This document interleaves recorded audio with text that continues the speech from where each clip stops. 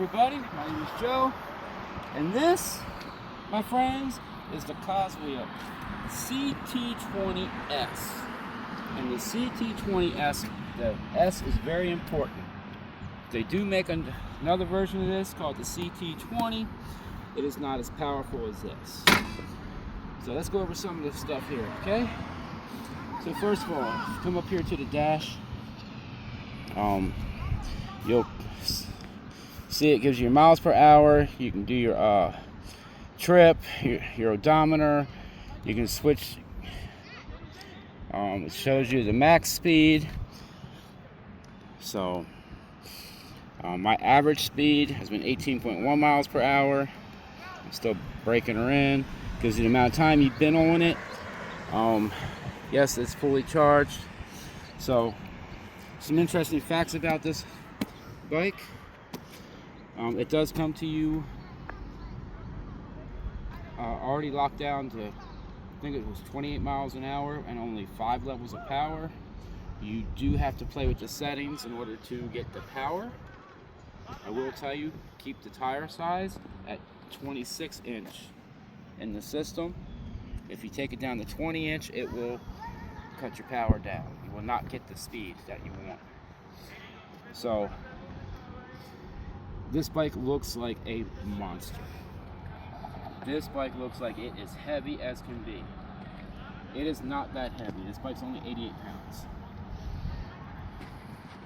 So you do need a key to turn the bike on. So once you take the key out, there you go. And since I'm taking the key out, let me show you the battery. So right back here is your battery. Let's put the key in, unlock it. This is your battery. That's a long battery. That is 27.5 amp hours of power. So now the motor down here, this is a 60 volt system with a 1,500 watt motor, peak power at 2,000 watts. You feel every bit of the power on this bike. So go back into it. Oh, and accessories. This bag down here, I did order this when I ordered the bike, and I also ordered the mirrors. Now the bag is really good. It's a good place to keep your charger for when you're going places. If you need to charge it at all, there you go. Good place to carry it. So now, back up here, we turn the bike on. One of the things is when you turn the key, you have to wait 5 seconds before you can turn the full power on. But before that, come around here, you'll see my daytime running light is on. So now when I power the bike up, I'll show you how bright the regular headlights are. So, right there. And that is the regular headlight. There's a big difference. So, yeah, so I'm going to turn that part off right now. Don't need that on right now. The tires are 20-inch by 5-inch. So I'm accustomed to riding the 20 by 4. So this did take maybe a day or two to get used to with the turning ratio. So, but very comfortable. You do have the suspension and the forks. They are not adjustable, but you do have the suspension down here. And back under here, you have a mono shock absorber, which goes up behind here. I've not had to play with it at all. This bike is that comfortable. So, come back up to the dash. Come around here. You'll see, so right here, this button down here, that's your horn. Over here, you got your left turn signal. If you look, you got one both front and back. Okay. And one of the things I do like that certain companies are starting to do, you get this white light down here on the brake light. This is just in case that you should actually have to get your bike tagged and registered. So I do like that they have that on there already. So that way then the tag will be visible with no problems. Come back up, you'll see We got the right turn signal. Now over here, right here is your control system for the most part. You have to turn the bike on. When I count to 5, there's a button right up here that I had to push after I had 5 seconds. It's right up on the very end back there. And then here we have the plus button. You can increase your power. I don't know if you can see that. All right. Then down here we have the negative button, which you'll see it changes. And then in the middle we have the I button. That is to enter the menu. You hold the I or hold it. Actually, where is it? Maybe it's the I and the minus. Oh, nope, I just turned Bluetooth off.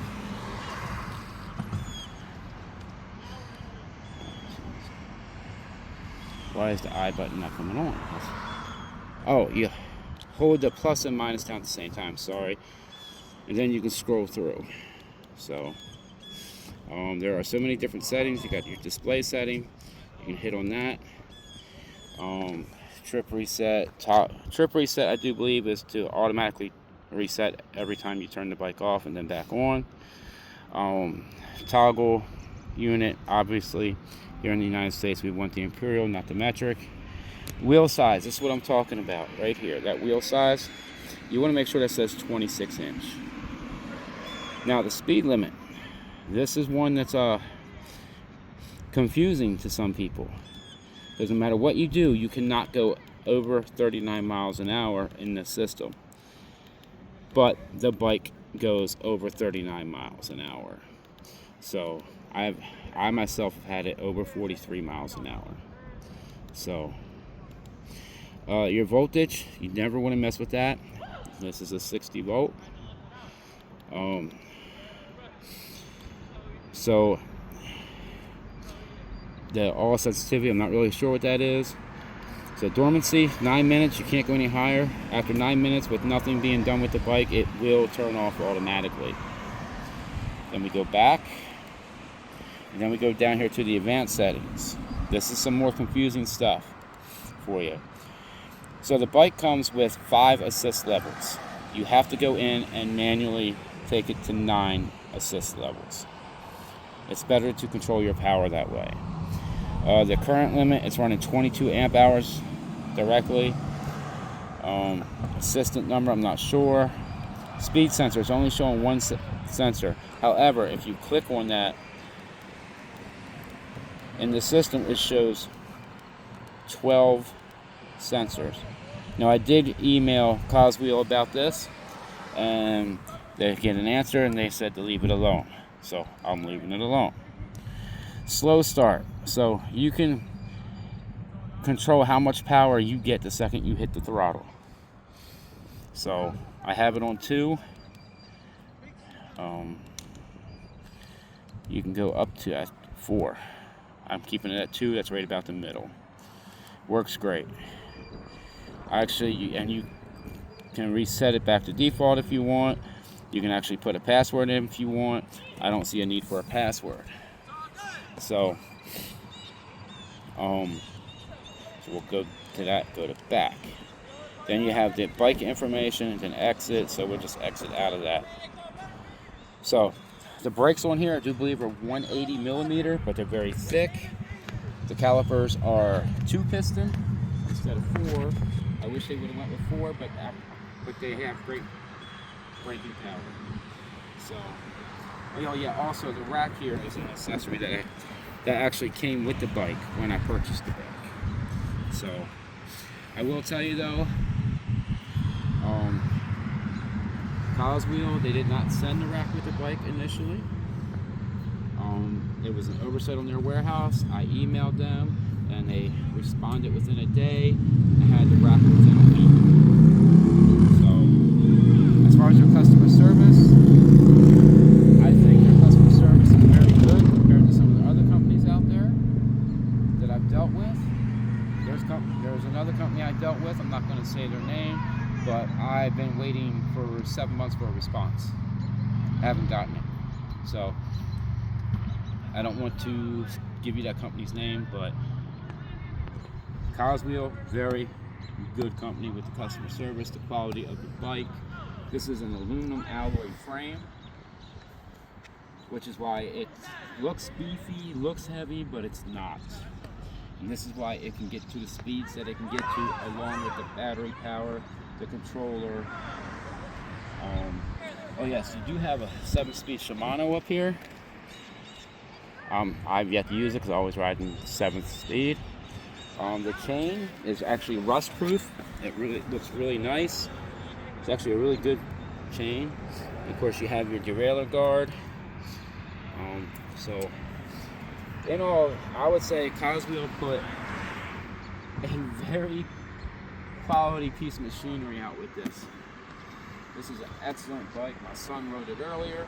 He liked it. And he really doesn't like riding e-bikes too much.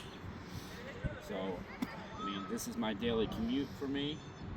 So I needed something that I knew would be dependable. Yeah, this is, in general, one of the best e-bikes I've owned. Now, my last one has lasted me almost 6 years. I got high hopes that this one will last me much longer than that. So, that's really all I got. Anything else, feel free to comment, ask questions. If I have the answers, I'll answer them. If not, I'll direct you to Coswheel. So that's all I got. Thank you. Have a good day.